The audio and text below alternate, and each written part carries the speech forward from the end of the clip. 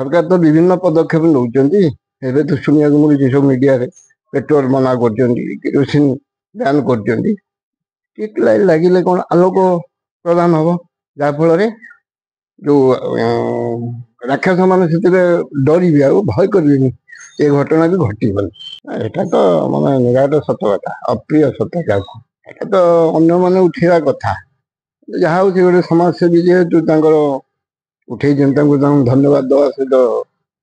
आगू जावाई मो इच्छा प्रकाश कर हूँ पंचायत ना हूँ खैराबाद पंचायत मुझे से पंचायत 2 नंबर वार्ड अधिवासी मुझे रिटायर्ड टीचर पाखे पीसी हाईस्कल शिक्षकता करी मुख्यतः पूरा पंचायत कथा तो ना कहले चलो किंतु जो 1 2 3 ये 3टा वार्ड आपणकर जो मुख्य रास्ता जो रास्ता कड़र जो लाइट खुंट गुड़िक जाइए कौटी गोटे भी ना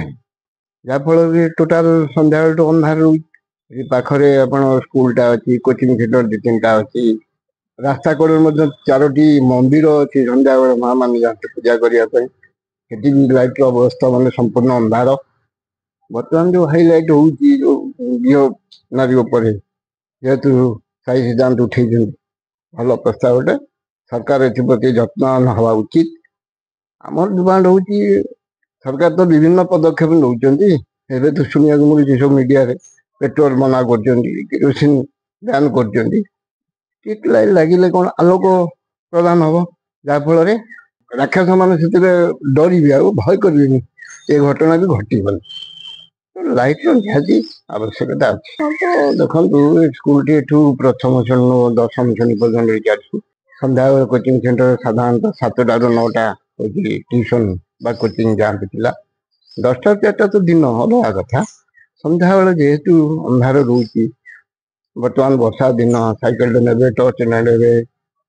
गाड़ी घोड़ा भी जाऊँगी से विपद संगे यही जो बर्तमान अंधार समय कार मनोवृत्ति कौन थो तो कही हबन ना नारी माने झील मैंने पर्टिकुलर पिला बहुत खराब समय लाइट विपद होता तेना सरकार को आम अनुरोध भी करूँ स्ट्रीट लाइट लगे तो सरकार पर किसी असुविधा ना लगे नारी मैंने जो आम अंचल छात्री मान निरापद ये राजनैतिक कथा आज्ञा आम तो कहीपरूँ केतल आसे कौन पंचायत हुए कौटी लगा जानू कि मुझे देखुची 4-5 वर्ष है पूरा लगेगा आगुरी क्या भाँ जो लगी मंदिर में चाटिके लगला गोटे भी जलू रामेश्वर मंदिर बृद्धेश्वरी मंदिर ग्रामदेवती मंदिर रास्ता माने मुख्य रास्ता कड़े कड़े जा तो सब रास्ता कहला गुड़ाई अच्छी जो माने निराट अंधकार ग्रामवासी तो समस्ते चाहिए जेहेतु आलोक हेले कहार तो असुविधा हेनी समस्त सुविधा हम चाहिए नहीं कहीं समस्ते चाहते कि सरकार कार्यक्रम जेहेतु ये सब मणिमुंडिया लोक माने जो चाषी बंदी लोक से कौटे मुख्य दाबी को उपस्थापन कर तेणु मीडिया आगे हो जो समाजसेवी जो न्यूज़टा बाहर कर मन प्राण दे सहयोग कर धन्यवाद भी अर्पण करता।